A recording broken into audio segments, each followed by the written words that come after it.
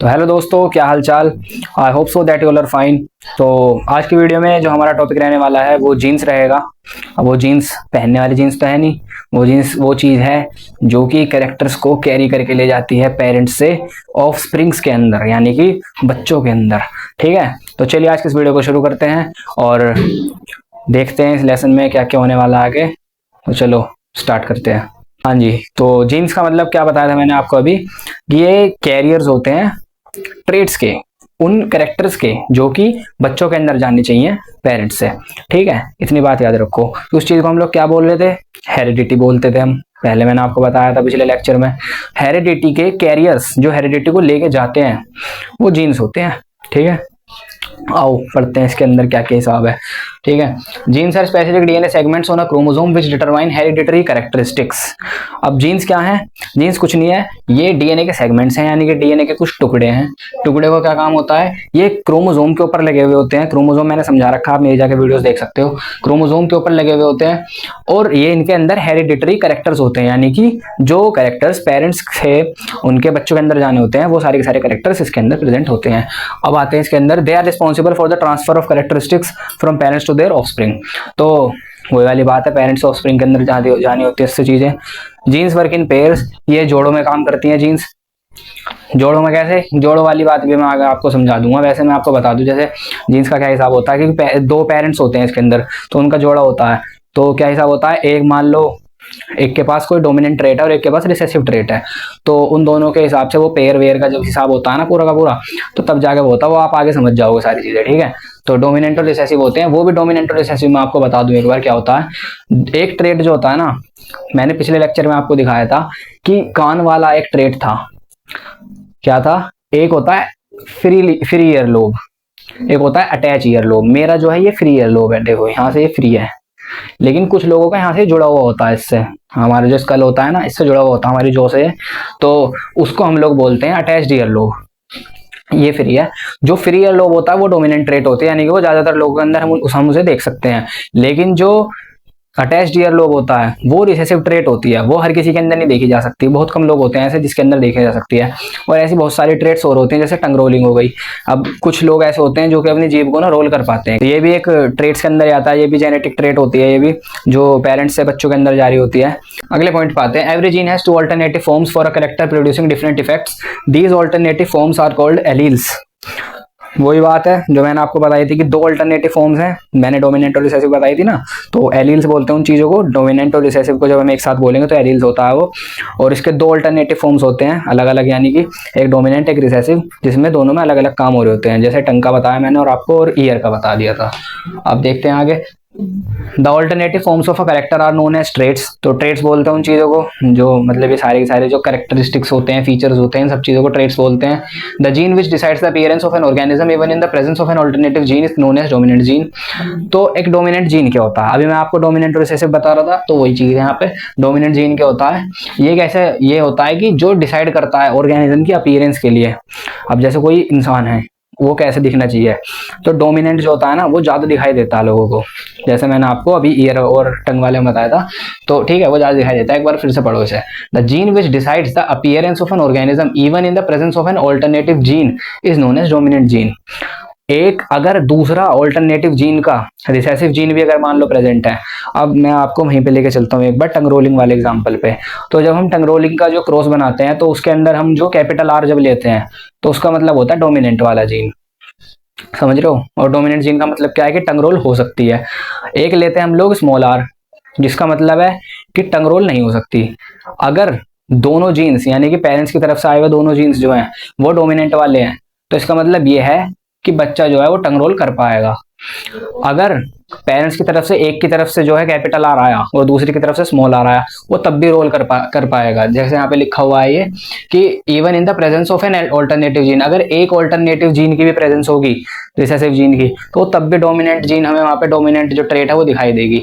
अब लेकिन आते रिसेसिव जीन पे, रिसेसिव जीन का क्या हिसाब होता है, इसके अंदर दोनों के दोनों ही रिसेसिव जीन हमें चाहिए होते हैं, मतलब स्मॉल आर चाहिए होंगे, तभी जाके ऐसा बच्चा होगा जो जीभ को नहीं मोड़ पाएगा अपनी। ठीक है, देखते हैं। The gene which decides the appearance of an organism only in the presence of another identical gene is called a recessive gene. Identical gene से यहाँ पर मतलब वही है कि स्मॉल आर और स्मॉल आर जब दोनों मिलेंगे एक साथ तो आइडेंटिकल होता है वो। जब दो चीज आती है ना तभी जाके ये रिसेसिव बन पाता है। ठीक है, अब the combination of genes present in an organism is called a genotype.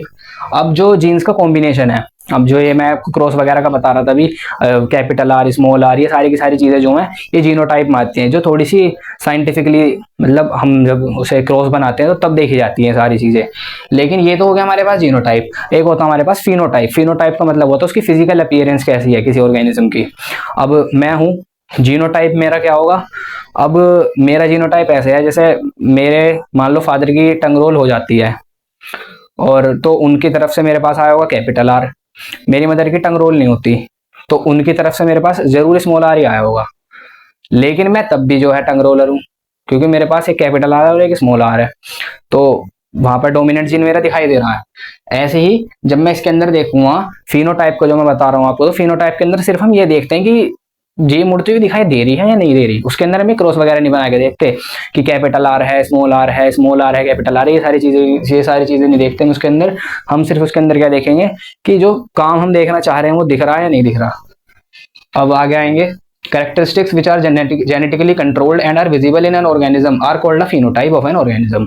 तो वही बात है, जो ऑर्गेनिज्म के अंदर हमें दिखाई दे रही है फिजिकल अपीयरेंस में उसकी, वो फिनोटाइप होती है। और इस चीज को आप कैसे याद कर सकते हो, जीनोटाइप का मैंने बता दिया, वही जो इसका जेनेटिक कॉम्बिनेशन होगा, ये रहा कॉम्बिनेशन ऑफ जीन्स, तो जीन्स से जीनोटाइप याद हो जाएगा।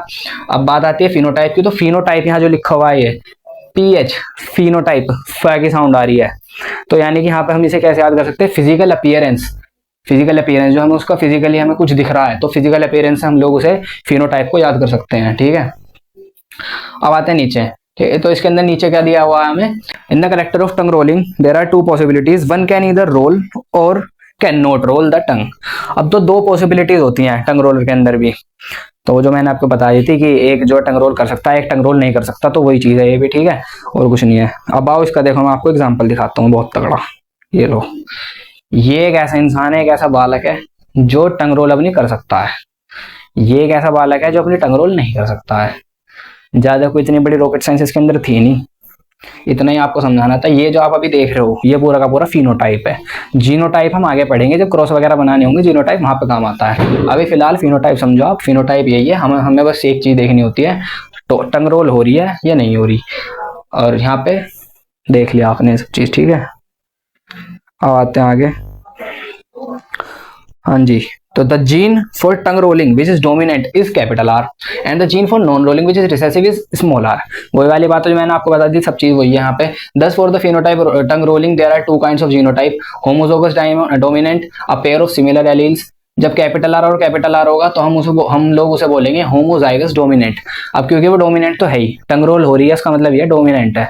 होमोजाइगस नाम कैसे दिया, होमो मतलब होता है सेम, सेम होता है होमो का मतलब सेम है। यहाँ पे देखो यार होमोजाइगस सेम है, यहाँ पे सेम बिल्कुल कैपिटल आ रहा है बिल्कुल सेम है। And heterozygous dominant. अब हेट्रोजाइगस डोमिनेंट क्या होता है, कैपिटल आर और स्मॉल आर डोमिनेंट है, टंग रोल होगी, लेकिन उसके अंदर जो ये हम जब उसका जीनोटाइप देखेंगे तो कैपिटल आर और स्मॉल आर हमें उसके अंदर मिलेगा देखने के लिए, तो वो होता है हमारे पास हेट्रोजाइगस। हेट्रोजाइगस का मतलब, हेट्रो का मतलब होता है डिफरेंट। ठीक है, डिफरेंट इसके अंदर हमें दिखाई देगा कैपिटल आर और स्मॉल आर, ये रहा कैपिटल आर और स्मॉल आर। अभी इसका यहाँ पे जो है नीचे इन्होंने क्रॉस दे दिया है।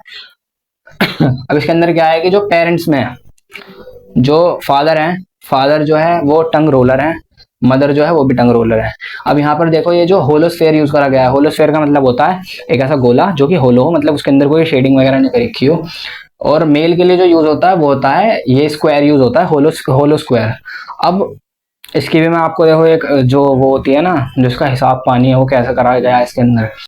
जो स्फेयर जो गोला यूज होता है वो फीमेल के लिए यूज होता है, जो स्क्वायर यूज होता है वो मेल के लिए यूज होता है।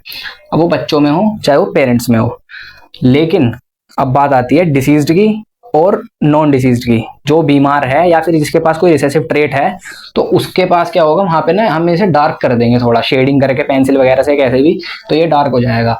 लेकिन जो नॉन डिसीज्ड होगा वो उसमें होलो ही रहेगा वो। ठीक है, उसके अंदर वो चीज होलो ही रहेगी, उसके अंदर कोई डार्क वगैरह में कुछ करने की जरूरत पड़ेगी नहीं। बहुत बढ़िया, ये चीज हो गई हमारी। ये सिंबल्स वगैरह मैंने आपको यहाँ पर समझाई थी सारे के सारे। ठीक है, तो चलिए आज की इस वीडियो को हम लोग यहीं खत्म करते हैं। तो वीडियो को लाइक कर देना, कमेंट कर देना, चैनल को सब्सक्राइब कर देना। मिलते हैं आप लोगों से अगली वीडियो में, तब तक के लिए आप लोग अपना ध्यान रखना, ठीक है। चलो मजे लो।